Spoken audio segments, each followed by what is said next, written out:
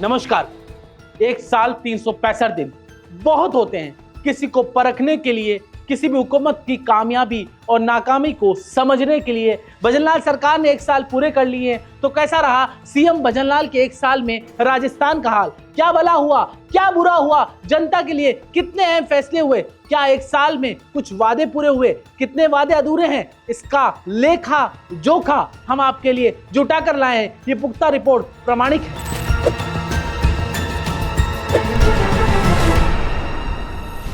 राजस्थान की राजनीति में महारानी की पहचान रखने वाली वसुंधरा राजे के हाथ में एक पर्ची थी।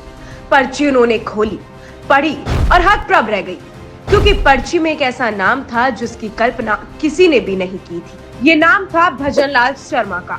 एक पर्ची से दिग्गजों के बीच निकले आम कार्यकर्ता और पहली बार के विधायक भजनलाल शर्मा राजस्थान के सीएम बने। मगर उनके सिर कांटों का ताज सजाया गया। भजनलाल शर्मा को ताजपोशी के साथ चुनौतियां मिली, विरोधियों से निपटने की, अपनों को साथ रखने की, दिग्गजों को खुश रखने की और ऐसी सरकार चलाने की जिसका परम लक्ष्य जन कल्याण हो। भजनलाल शर्मा को उन दावों को जमीनी हकीकत पर उतारने का सबसे बड़ा बोझ था, जिन्हें करके भारतीय जनता पार्टी ने सत्ता हासिल की।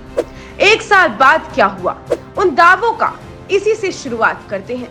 सोशल मीडिया में आज के दिन तैरते कुछ संदेश देखिए। ये सवाल भजनलाल सरकार से पूछे जा रहे हैं। मुख्यमंत्री जी को पहली साल की राह मुबारक, लेकिन इस पैटर्न को तोड़ना जरूरी नहीं है क्या?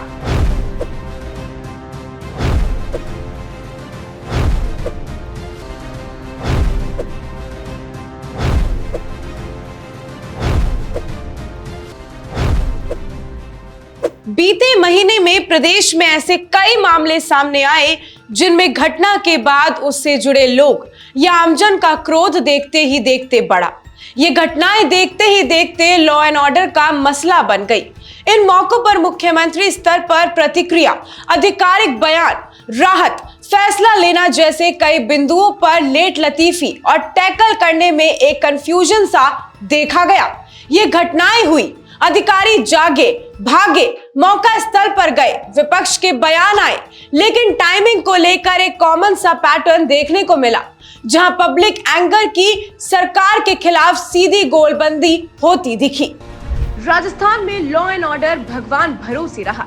सरकार के मंत्रियों ने भी भजनलाल की मुश्किलें बढ़ाने में कोई कसर नहीं छोड़ी। कुछ ऐसे मुद्दे रहे जिन पर भजनलाल को अपनों से ज्यादा नाराजगी झेलनी पड़ी। बीजेपी सरकार के कद्दावर नेता किरोड़ीलाल मीणा ने एसआई भर्ती परीक्षा के मामले पर मोर्चा खोला।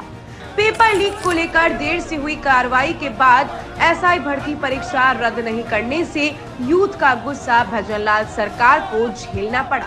एक साल में सीएम की सबसे बड़ी नाकामी, नौकरशाही का बढ़ता दबदबा, मानी गई कविता शर्मा विवाद में ये दबदबा साफ देखा गया।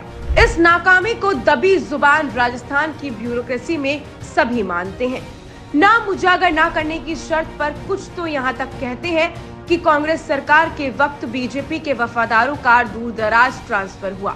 अब बीजेपी सरकार में भी उन अधिकारियों के तबादले नहीं हो पा रहे हैं। राजस्थान की जन भावनाओं से जुड़े कई अहम मुद्दे की अनदेखी बीते एक साल में हुई। भ्रष्टाचार पर भजनलाल सरकार को अपने चुनावी वादे तक का ख्याल नहीं आया। यह बीजेपी का संकल्प पत्र है। दावा क्या है, खुद ही पढ़िए और पता करिए कि पुरानी सरकारों के कितने भ्रष्टाचारियों पर भजनलाल सरकार ने एक्शन लिया है। अपराध, गौ तस्करी, लव जिहाद ऐसे मुद्दे हैं जिनको लेकर सरकार से लोगों को काफी उम्मीद थी, लेकिन एक साल में इन मुद्दों पर कोई कड़ा कानून नहीं बना। हिंदुत्व के मुद्दे पर भी भजनलाल सरकार बैकफुट पर दिखी। जिस कन्हैयालाल का कांग्रेस राज में बेरहमी से मर्डर किया गया, उनकी हत्या के आरोपी भजनलाल सरकार में जमानत पर छुट्टा घूम रहे हैं। यानी जिन मुद्दों ने जीत दिलाई वो ठंडे बस्ते में पड़े रहे। तो क्या पूरे साल में भजनलाल सरकार खाना पूर्ति में जुटी रही? ऐसा भी नहीं। तस्वीर का दूसरा पहलू भी देखिए। भजनलाल सरकार बनते ही 1 जनवरी को 70 लाख परिवारों को उज्ज्वला योजना में 450 रुपए में गैस सिलेंडर देकर जनहित में बड़ा फैसला लिया गया।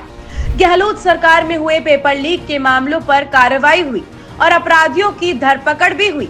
सरकार ने मोदी की गारंटी को ध्यान में रखते हुए पूर्वी राजस्थान के 13 जिलों से जुड़ी सबसे बड़ी परियोजना ईआरसीपी का काम युद्ध स्तर पर किया। अगस्त 2024 में मंत्रिमंडल ने सरकार कर्मचारियों के वेतन, पेंशन और ग्रेजुएटी से जुड़े कई बड़े फैसले लिए। कर्मचारियों की डेथ ग्रेजुएटी और ग्रेजुएटी 20 लाख से बढ़ाकर 25 लाख कर दी गई। साथ ही महिला कर्मचारियों के लिए आरजीएचएस में कई लाभकारी बदलाव किए गए। सरकारी कार्मिक की ऑन ड्यूटी मृत्यु होने पर 10 वर्ष तक बड़ी दर से पेंशन देने का काम भी भजनलाल सरकार ने किया। पश्चिमी राजस्थान में 3000 मेगावाट की 4 बड़ी और ऊर्जा परियोजनाओं के लिए भूमि आवंटित की गई। इसके अलावा हाल ही में सरकार ने 9 नई नीतियां लॉन्च की।